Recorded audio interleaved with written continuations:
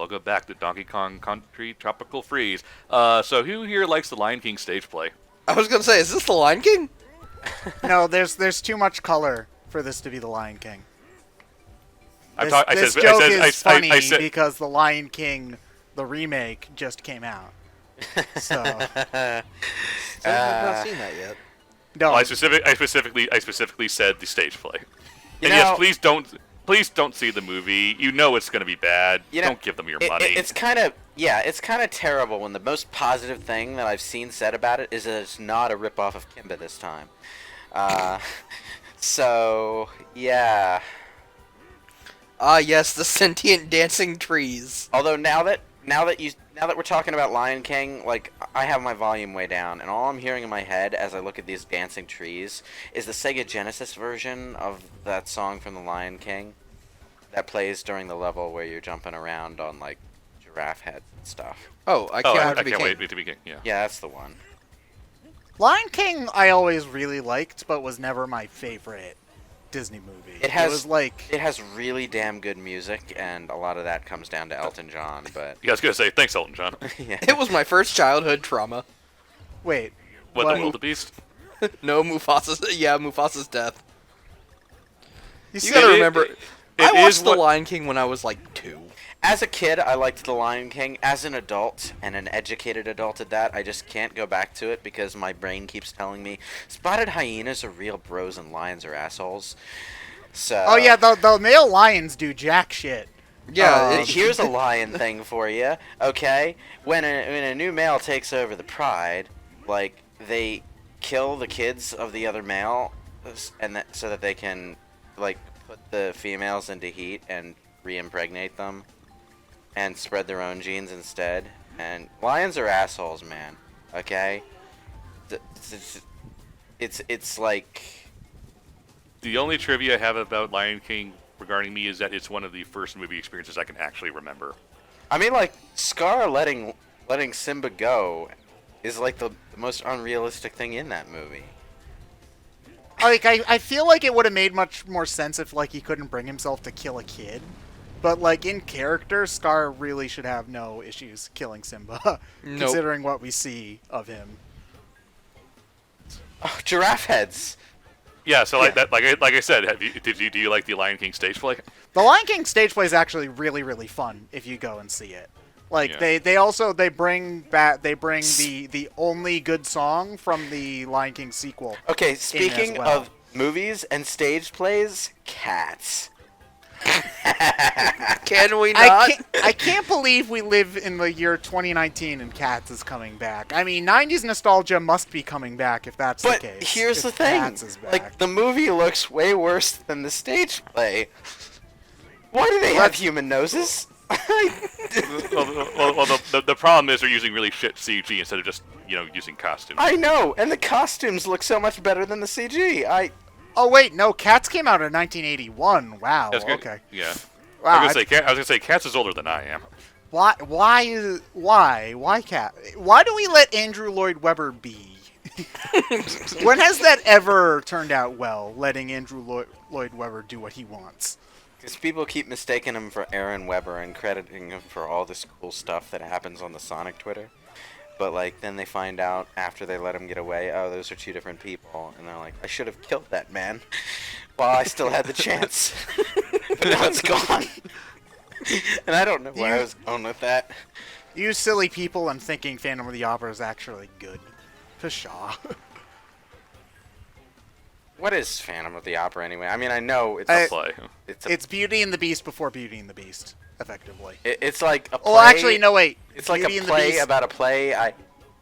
Well, it No. was a book about a play first, so... Oh, okay. That makes everything better. I mean, No, Dixie. we certainly have enough books about writers. Thanks, Stephen King. No, DK. I have 99 lives. That so- awkward moment when you realize you just lost your power up while you're on your way to falling to your death, and it's like, Oh no, my power-up! Don't you mean your good friend Dixie Kong? No, my power-up!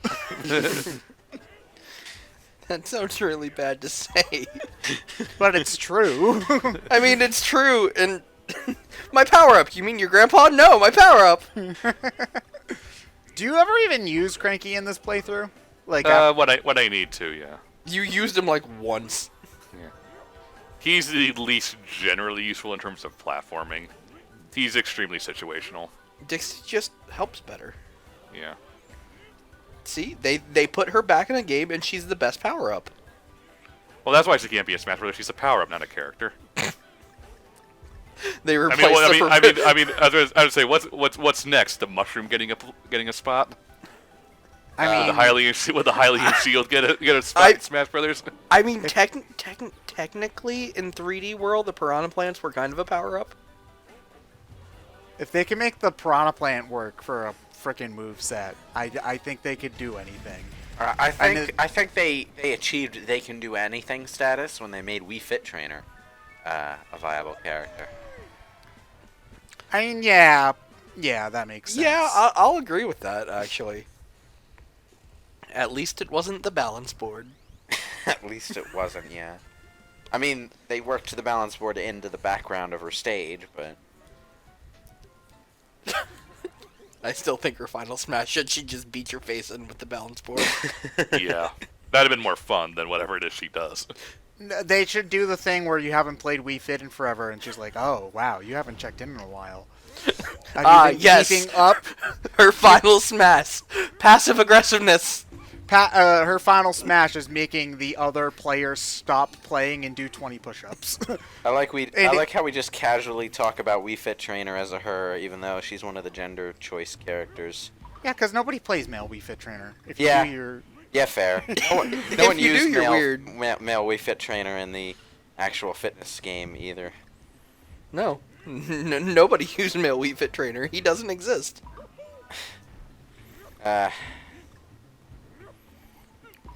You see, considering that this is a Donkey Kong game, these fruits should not be obstacles, even if they have spikes on them. Yeah, Because, like, you can eat yeah. pineapples in some of the other games, and pineapples are specifically evolved to not be eaten. But we do it anyway, because humans are really stupid. Well, Like, yeah, I'm 'cause not only are pineapples designed to have the thick, spiky shell, but there's also a protein in them that disintegrates you. Yeah, Yeah. it, like, disintegrates your stomach It lining eats in you, human yeah. French. Bromelain, it eats you. Yeah, and we still eat it anyway, because we're really, really stupid animals. And the dumbest of us all put it on pizza for some reason. Yes. Yeah, I'll agree with that. We are dumb, but Yeah. pineapple is so good. but it is. You know, there's a He's- lot of interesting stuff that goes into plant science. Just the Well, stuff I mean, that plants I do don't- to reproduce and defend themselves is fascinating. I mean, it's weird, though, that pineapples would evolve to not want to be eaten, because the whole point of bearing fruit is for the fruit to be eaten, because when animals eat the fruit, they excrete the seeds, and that's how they spread the seeds. Sometimes the fruit is meant to be the seed, though. But you know, plants have weird defense mechanisms, and a lot of them are pretty strange. Like, one thing that some plants will do is, like, send out a pheromone or some other sort of thing. I'm not exactly sure what the technical term is. That just alerts other similar plants in the area that something is eating them.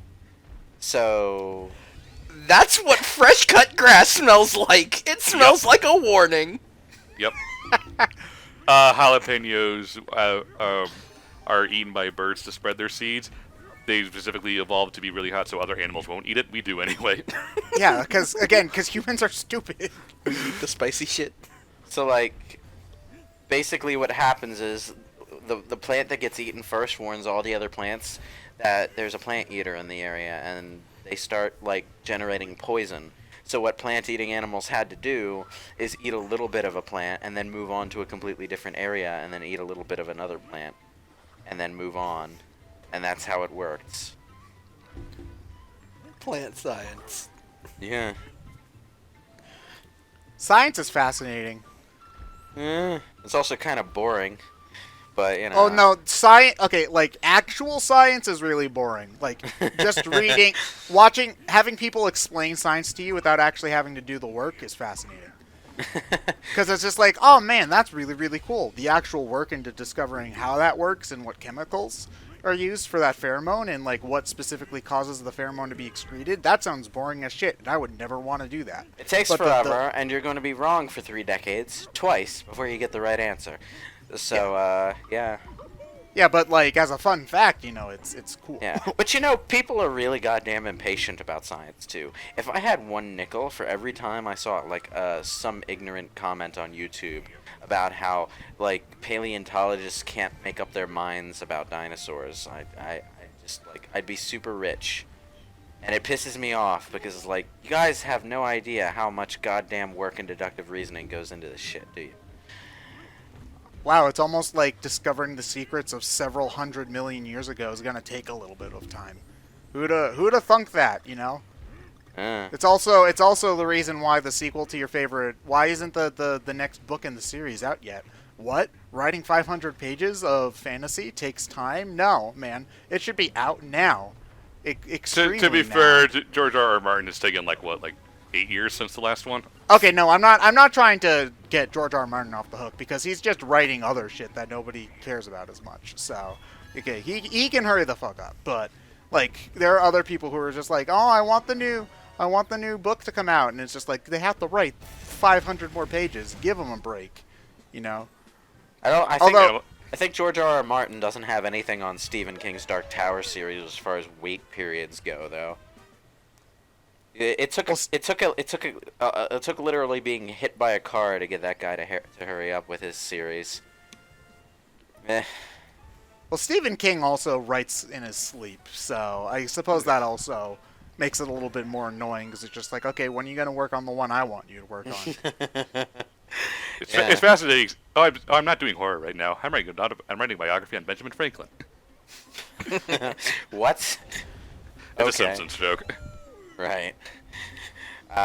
It's really fascinating, man. Did you know that the key he struck lightning with? It opened the gates of hell. Well, let me know when you get back to horror. Will do. So this level's called Bright Savannah, but this level's cloudy, meaning it is not bright. Therefore, this is the worst game of all time. Well, I mean, this level is called Frantic Fields. Yeah, but it's not bright, so it's terrible. The world is bright, Savannah. Oh wait, hold on. A hedgehog on fire. Wow, this game has a better handle in the Sonic franchise than Sega does. Wait, would it be a hedgehog in Africa? I don't know. I mean, there have been animals that don't exactly show up in Africa. At this point, Donkey Kong's an invasive species, so. Well, I mean, like, would it be a hedgehog, or would it be something like an echidna, or what? Well, I mean, Knuckles on Fire is also an accurate reflection of that series. Ken I Penders died, goes on but I got better. Ken Penders goes on for 10 minutes about why it's symbolic of something. Hey, do you want to know something? If you have to explain in detail what your symbolism is, you're doing a bad job at symbolism. Yeah. All right, there we go. Yeah. Also, if a 3-year-old can tell what your symbolism is without having to think, then maybe you've also done a bad job at your symbolism. Depends on what exactly it is you're making and for whom. That's true. Like, your symbolism should be obvious enough that people can tell what it's supposed to be, but... Well, the symbolism should be obvious enough to dependent on what it is you're making. Now, obviously, like a Scorsese movie should be doing a lot better job of it than trying to be, a cartoon for 6-year-olds and making sure they get the point. Yeah, I mean, that's true. But also, it's just like, even if your audience is really young, if your symbolism is so blatant that it, like, slaps you in the face, then It's lightning, look out again. Yep. It sort of depends, like, on your intent, I suppose. Because being blatant sometimes is a way to drive in a point about what you're trying to say and what you think of it. And there's also the thing where you brought up, like, making stuff for younger audiences. Sometimes making the symbolism obvious is more in the interest of training younger audiences to get used to the idea of symbolism, That makes sense, yeah. Yeah, I mean, it doesn't matter how clever your symbolism is if the audience doesn't think about it in the first place. They need to do a better job at teaching this kind of stuff in English classes, because it's actually very. It's Well- like it's interesting, but the way that they teach in many English way, classes is not. the way they teach it is whatever the teacher says the symbolism is, instead of making you think about it. Yeah. Yeah. They also need to pick better books that kids will actually like for that kind of thing. Hey, I think my English teacher was just lucky that I was one of the 3 people who actually liked Catcher in the Rye. Now, Catcher in the Rye, I think, is a really well-written book. It's just that you're not supposed to like Hayden Caulfield. And I feel like that's something that a lot of people don't get.